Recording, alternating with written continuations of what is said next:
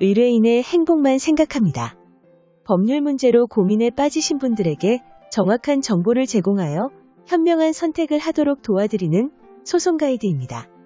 경제적인 타격을 입게 되면서 임대료를 연체하거나 부동산을 불법으로 점유하는 사건의 발생 건수가 늘어나고 있는데요.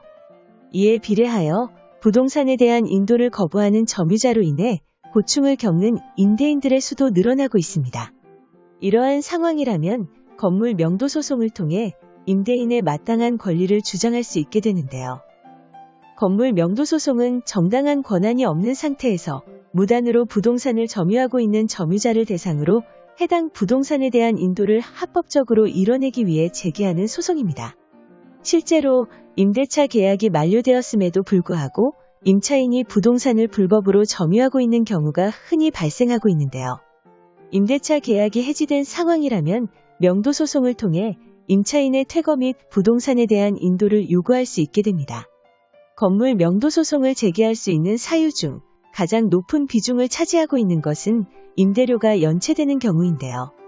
주택의 경우는 2개월 이상분, 상가의 경우는 3개월 이상분의 임대료가 연체된 경우라면 임대차 계약 해지에 대한 통보 이후에 명도 소송을 진행할 수 있게 됩니다. 건물 명도 소송을 하는 경우에 점유 이전 금지 가처분 신청이 매우 중요한데요. 건물 명도 소송의 목적이 임차인이 점유하고 있는 임대차 목적물인 부동산을 인도받는 것인데 점유 이전 금지 가처분 신청을 하지 않아 낭패를 보는 임대인들이 많습니다. 소송을 진행하는 기간에 임차인이 제3자에게 무단으로 부동산을 전대하는 상황이 발생한다면 결과적으로 소송에서 승소했다고 하더라도 강제 집행의 절차를 밟을 수 없게 되고 제3자를 대상으로 처음부터 소송을 진행해야 하는 불상사가 발생하게 될 수 있습니다. 점유 이전 금지 가처분은 이러한 상황을 예방하는 것으로 임차인이 다른 사람에게 부동산을 전대하는 것을 사전에 막아두는 가처분을 의미하고 있는데요. 만약 추후에 판결문을 받아 강제 집행을 진행할 예정이시라면 이는 필수적으로 밟아야 하는 절차입니다. 명도 소송은 단순히 목적물을 인도받는 것 이외에도 임차인이 계약기간 중에 연체한 차임과 계약기간이 종료된 경우에 실제 목적물을 인도할 때까지 발생한 차임 상당의 부당이득금을 모두 돌려받을 수 있는데요.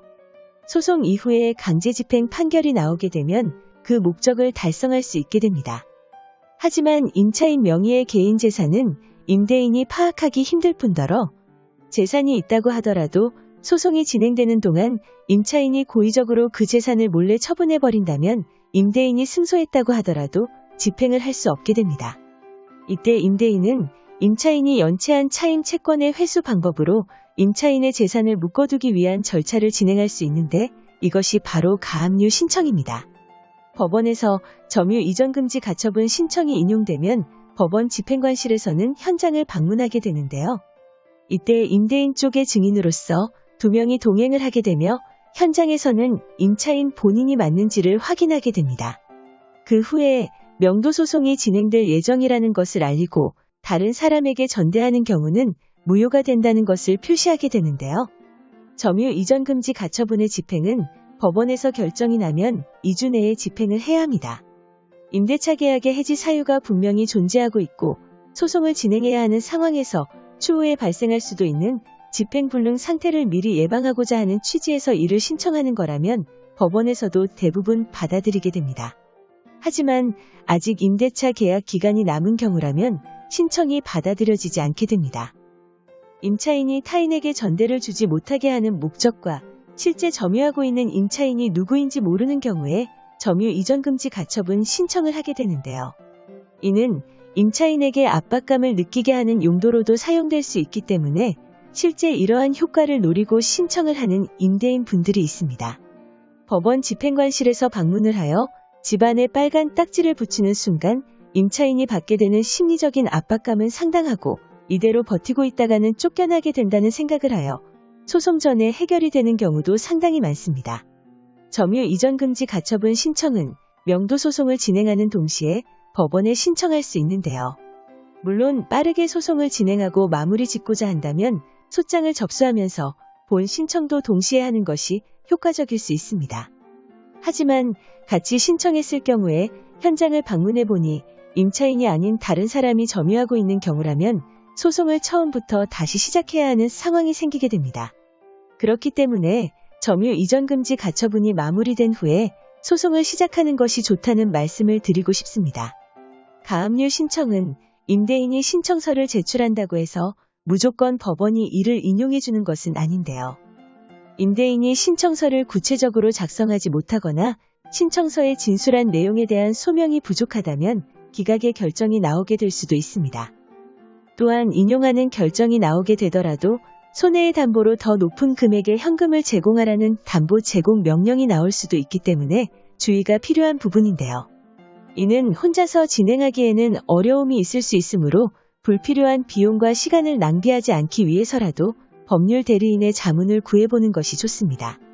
건물 명도 소송이 지연되는 이유로는 사건의 내용이 복잡한 것이 원인이 될 수도 있지만 해당 사건을 담당하는 법원의 사정에 따라 지연이 될 수도 있는데요. 임대인이 명도 소송을 통해 본인의 권리를 찾는 것과 마찬가지로 임차인도 임대차 관계에서 발생된 본인의 소중한 권리를 찾기 위해 소송을 할 수 있습니다.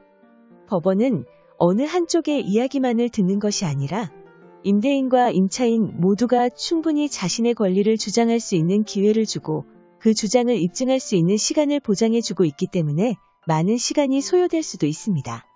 이때 기간을 단축시키기 위해서는 소송 전에 문제가 될 수 있는 쟁점들에 대해 미리 파악하고 철저하게 준비를 하는 것이 중요한데요.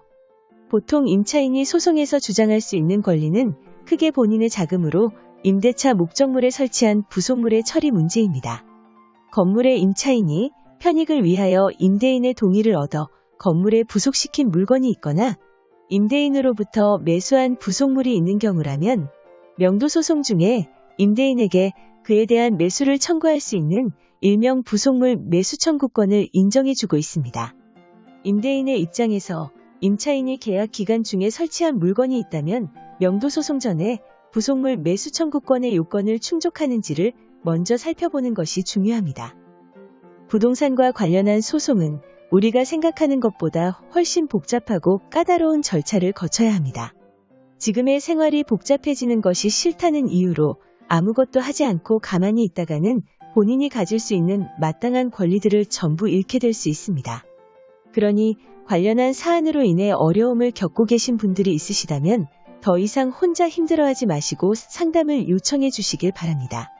소송 가이드는 법률적으로 문제가 될 수 있는 부분에 관해 상세히 설명을 드리고 그 해결책에 관하여 근거 법령 및 관련 법령을 제시하는 길잡이를 해드립니다. 항상 노력하는 자세로 의뢰인의 이익을 최우선하는 모습을 보여드리겠습니다.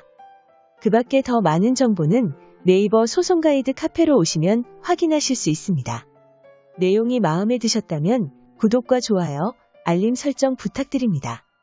더 좋은 내용으로 찾아오겠습니다. 꼭 승소할게요.